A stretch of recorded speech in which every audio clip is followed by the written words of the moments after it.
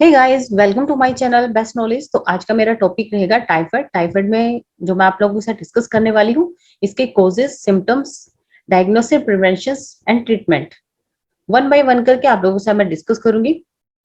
Typhoid का नाम तो आपने सुना ही होगा। टाइफाइड जो है वो कैसे फैलता है?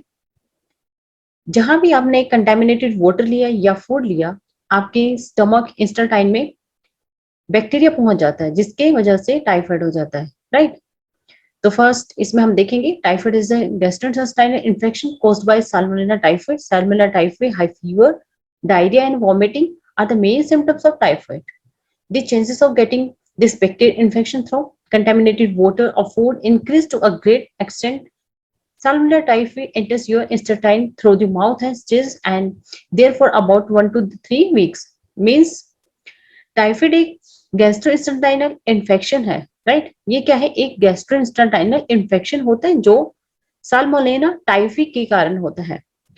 टाइफाइड होने पर आपको हाई फीवर होगा, डायरिया होगा और वोमिटिंग हो सकती है। कंटेमिनेटेड वाटर एंड फूड के जरिए भी इस बैक्टीरियल इन्फेक्शन के होने की संभावना काफी हद तक बढ़ जाती है, ठीक है। एस टाइफी माउथ के जरिए आपके इंस्टेटाइन में एंटर कर जाता है, यानी कि वहां प्रवेश करके लगभग एक से यानी कि 1 से 3 वीक तक रहता है, ठीक है। अगर ये बैक्टीरिया आपके इंटेस्टाइन में पहुंच जाता है तो वहां पर ये 1 to 3 वीक रहता है, right. It then refer into your bloodstream through the intestine wall. However, the blood and these typhoid and bacteria spread to other tissue and organ and hide inside cells that even your immune cell cannot detect. Means उसके बाद इंस्टेंटाइन wall के जरिए आपके blood stream में enter कर जाता है।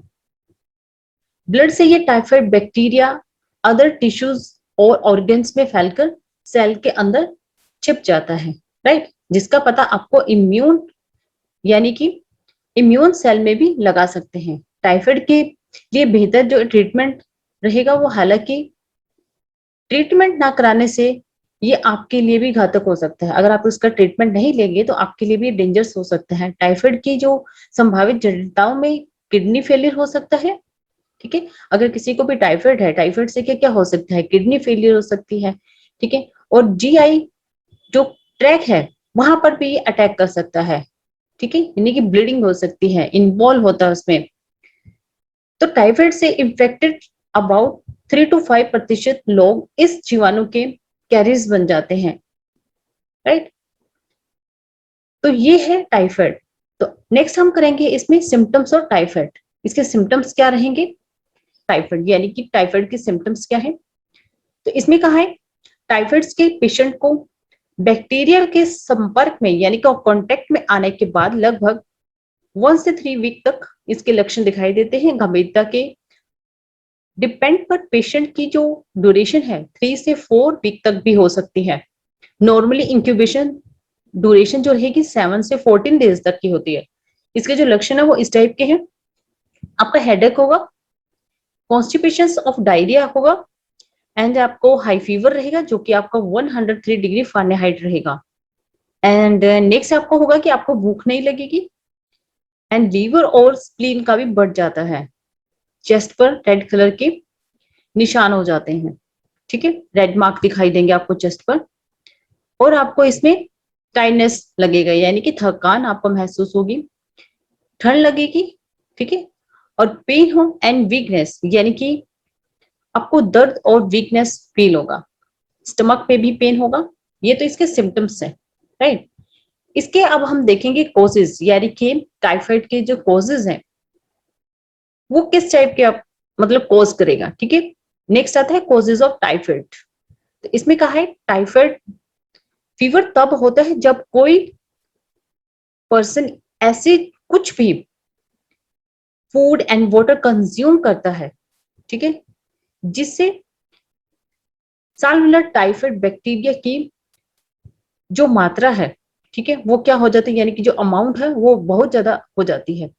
इसके अलावा एक टाइफाइड पेशेंट के स्टूल से भी उसके चारों तरफ होने वाले वाटर की आपूर्ति भी कंटेमिनेटेड हो जाती है।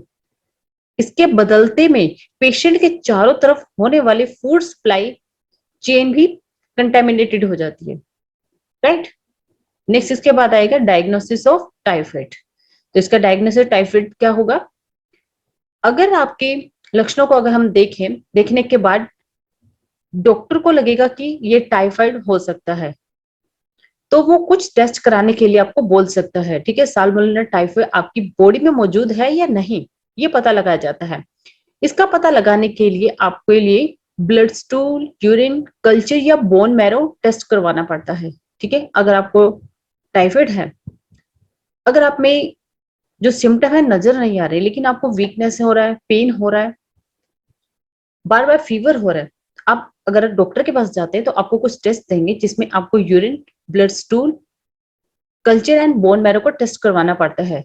बोन मैरो कल्चर को टाइफाइड बैक्टीरिया के लिए सबसे संवेदनशील टेस्ट माना जाता है, राइट। डॉक्टर टाइफाइड डीएनए और एंटीबॉडीज की जांच के लिए अदर ब्लड टेस्ट करवाने का भी आपको रिकमेंड करते हैं, ठीक है। नेक्स्ट इसके बाद आएगा टाइफाइड, यानी कि टाइफाइड का जो ट्रीटमेंट है वो क्या है। इसमें एंटीबायोटिक्स जैसे सिप्रोफ्लेक्सिन और इसमें सेफ्ट्रिएक्सोन आमतौर पर टाइफाइड के ट्रीटमेंट में दिया जाता है, ठीक है। एजिथ्रोमाइसिन भी इसके ट्रीटमेंट का सेकंड विकल्प है, हालांकि ये प्रेग्नेंट वुमन को खाने के लिए नहीं दी जाती। टाइफाइड के गंभीर मामलों में कई बार इंस्टेटाइन में भी होल हो जाते हैं, जिसे सिर्फ सर्जरी के जरिए ही ठीक किया जा सकता है, राइट। अब इसके प्रिवेंशन है, प्रिवेंशन में क्या क्या होगा, ये लास्ट है। प्रिवेंशन में क्या होगा? अपने हाथों की साफ सफाई का ध्यान रखना है। खाने से पहले, अगर आप कोई खाना खा रहे हैं, खाना खाने से पहले वॉशरूम से आने के बाद हाथों को साबुन से धोना चाहिए या फिर किसी लिक्विड का इस्तेमाल करना चाहिए। स्ट्रीट फूड से भी आपको परहेज करना चाहिए। यहाँ टाइफाइड बैक्टीरिया के पनपने की भी संभावना ज्यादा रहती है, ठीक है। घर के जो बर्तन है उसको भी साफ रखना चाहिए, उसको साफ पानी से धोना चाहिए, ठीक है।